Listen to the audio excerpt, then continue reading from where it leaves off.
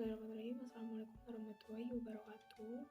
Perkenalkan, kami dari kelompok 5 yang beranggotakan Irma Kurniawati, Zulfa Farida Azahra, kemudian ada Aninda Putri Arianti, dan Sofiatul Madia. Dalam pertemuan kali ini, kita mengambil tema dari topik ke-10, yakni Global Climate Change. Dan dalam pembuatan video ini merupakan bagian dari penugasan akhir dari mata kuliah biogeografi. Baik, mari kita memasuki pembahasan yang pertama mengenai Global Climate Change atau perubahan iklim. Oke, baik, untuk slide yang pertama ini, perubahan iklim merupakan perubahan yang signifikan terkait dengan sistem iklim seperti suhu, kelembapan, angin, dan curah hujan. Dalam perubahan pada iklim terjadi sebagai hasil dari kegiatan manusia dan alam yang dapat menyebabkan adanya fenomena pemanasan global. Nah, fenomena tersebut itu seperti penggunaan kendaraan berbahan bakar fosil, kemudian ada penggunaan listrik secara berlebihan, adanya penggundulan hutan, pembukaan lahan baru dari hutan dengan pembakaran, dan lain-lain. Kemudian fenomena pemanasan global yang mengakibatkan perubahan iklim sangat berdampak terhadap terjadinya perubahan sosial atau kependudukan dan budaya.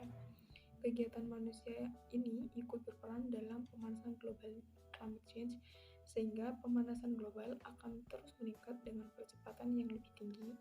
Dari pemanasan global ini akan mengakibatkan adanya perubahan iklim dan kenaikan frekuensi maupun intensitas kejadian cuaca ekstrim.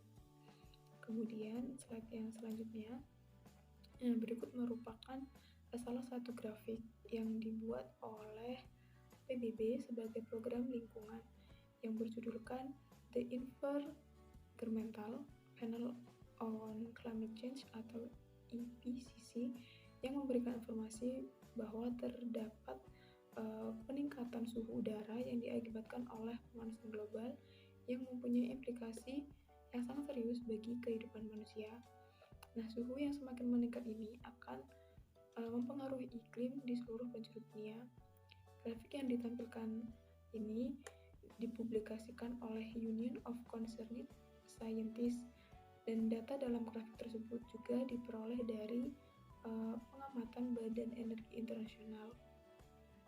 Nah, data yang terkumpul ini diperkirakan emisi karbon dioksida atau CO2 ini berasal dari pembakaran batu bara, gas natural, minyak, dan bahan bakar lainnya, yang termasuk limbah industri dan limbah kota yang tidak dapat diperbarui.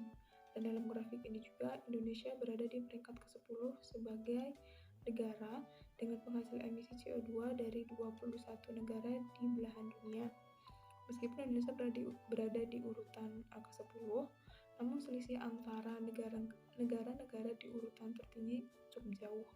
Seperti Cina mengeluarkan emisi sebesar 28%, kemudian disusul oleh Amerika Serikat sebesar 15% dan India sebesar 7%. Indonesia ini hanya menyumbang 20%.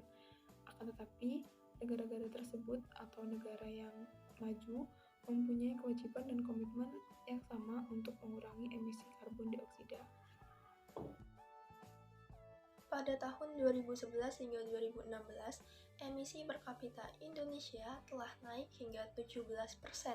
Dalam upaya pemenuhan target batas suhu global 1,5 derajat Celcius, Indonesia perlu mengurangi emisi hingga 551 megaton setara CO2 pada tahun 2030 dan hingga di bawah minus 128 megaton setara CO2 pada tahun 2050 untuk dapat berada di rentan kontribusi yang adil sesuai dengan skenario IPCC pada pembatasan kenaikan suhu global 1,5 derajat Celcius.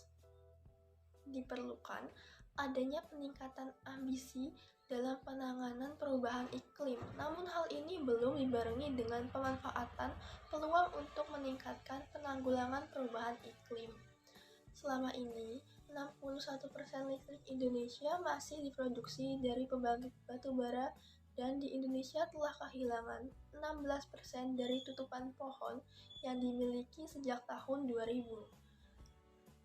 Hal lain yang dapat menghambat upaya penurunan gas rumah kaca di Indonesia adalah kebijakan RUU PTLN PLN tahun 2019 hingga 2028 yang justru meningkatkan target kontribusi batubara dalam buruan listrik sebesar 0,2% dibandingkan dengan perencanaan lainnya. Dalam pembahasan selanjutnya yakni mengenai faktor penyebab perubahan iklim. Yang pertama ada efek rumah kaca atau greenhouse effect. Adalah keadaan ketika panas radiasi matahari terperangkap di atmosfer. Hal tersebut membuat suhu permukaan bumi menjadi lebih hangat. Fenomena tersebut disebabkan oleh gas rumah kaca yang dihasilkan oleh alam atau aktivitas manusia yang tidak ramah lingkungan. Yang kedua ada pemanasan global. Pemanasan global ini merupakan keadaan di mana suhu bumi mengalami kenaikan dibandingkan sebelumnya. Kenaikan suhu tersebut disebabkan oleh peningkatan emisi gas karbon dioksida dan gas rumah kaca lainnya. Akibatnya, gas rumah kaca akan memerangkap panas di bumi, sehingga terjadi kenaikan suhu. Yang ketiga, kerusakan lapisan ozon. Pemanasan global yang terjadi di lapisan troposfer menyebabkan kerusakan lapisan ozon yang semakin parah. Lapisan ozon terletak di stratosfer yang berfungsi untuk menghalau radiasi UVB. Jika terjadi kerusakan lapisan ozon, maka bumi akan mudah terpapar radiasi sinar UVB. Pada manusia, UVB menyebabkan timbulnya penyakit kanker kulit dan katarak. Tidak hanya manusia, UVB juga berbahaya bagi makhluk hidup lainnya, sehingga berpotensi mengganggu keseimbangan ekosistem. Di sebelah kanan dari layar merupakan dampak perubahan iklim global. Yang pertama, perubahan habitat. Perubahan iklim mengakibatkan pemanasan suhu bumi, kenaikan batas air laut, terjadinya banjir, dan juga badai. Kondisi ini membawa perubahan besar pada habitat sebagai rumah alami bagi berbagai spesies binatang, tanaman, dan berbagai organisme lain. Yang kedua, punahnya spesies. Perubahan habitat menyebabkan punahnya berbagai spesies makhluk hidup. Hal ini disebabkan karena mereka tidak sempat beradaptasi terhadap perubahan suhu dan alam yang terjadi terlalu cepat.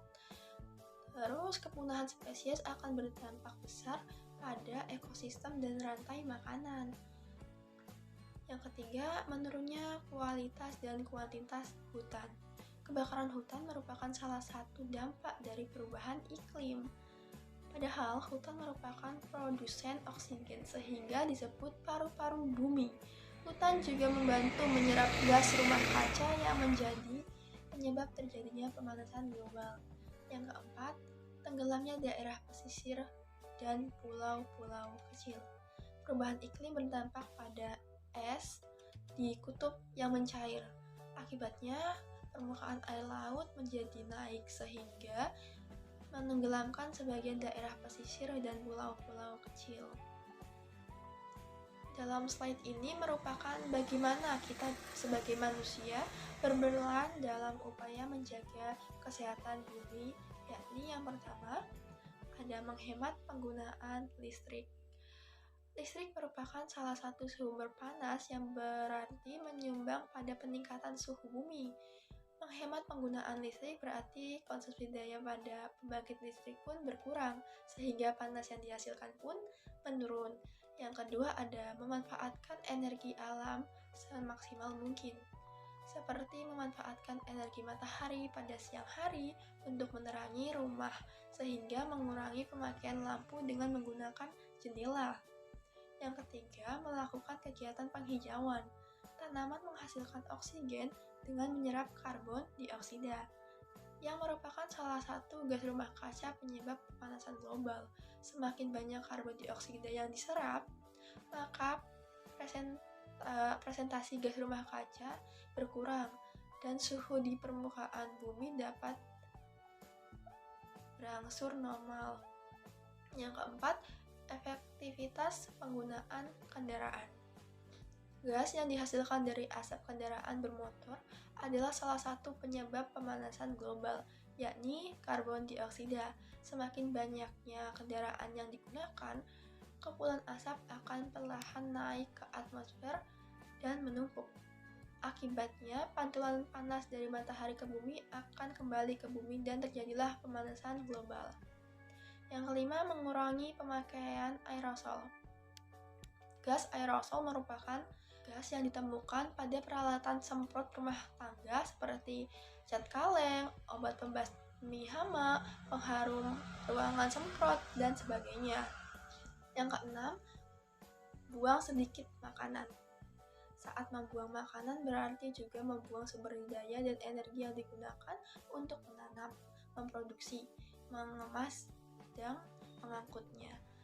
Dan ketika makanan membusuk di tempat pembuangan sampah, itu juga menghasilkan gas, salah satu gas rumah kaca. Jadi, gunakan apa yang Anda beli dan buat kompos dari sisa makanan.